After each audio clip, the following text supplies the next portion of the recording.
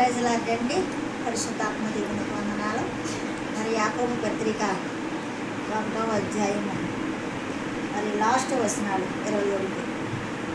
27 నిష్కలంకమైన భక్తి అంటే ఏంటని అడుగుతున్నారు దేవుడు.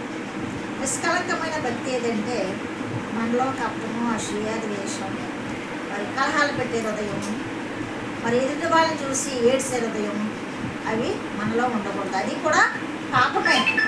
అలాగ లేనప్పుడు మనము దేవుడికి నిష్కలంకమైన భక్తి పరులుగా మనం కాపాడతాం. అదే కదండి నిష్కలంకమైన భక్తి అంటే. తండ్రి అయిన దేవుని ఎదుట పవిత్రమును నిష్కలంకమునైన భక్తి ఏదనగా దిక్కులేని పిల్లలను విడనాడకూడదంట. దిక్కులేని పిల్లల్ని ఆదరించాలంట మనం కలిగి ఉన్న దాంట్లో. మరి అంతేకాదు దిక్కులేని పిల్లలను ఆదరించాలా, మరి వారి ఇబ్బందుల్లో మనము పరామర్శించాలంట. విధవరాలను పరామర్శించాలా. ఇహలోక మాన్యము మనకు అందుకోకుండా పరలోక మరి దేవుడి సిద్ధ ప్రకారంగా ఈ లోకంలో జీవించినప్పుడు మనదే నిష్కలంకమైన భక్తి, నిష్కలంకమైన ప్రార్థన, నిష్కలంకమైన విశ్వాసులుగా మనం దేవుని దృష్టిలో ఉంటామండి.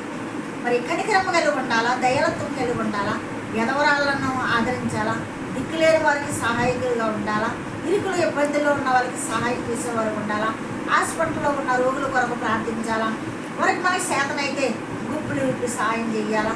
పేదవారు అనేక మంది ఉన్నారు లోకంలో. అట్లాంటి వారు మనకున్న దాంట్లో కోట్లు కాదు, లక్షలు కాదు, ₹1 ఇచ్చిన దేవుని నామంలో అది బ్లెస్సింగే మనకి.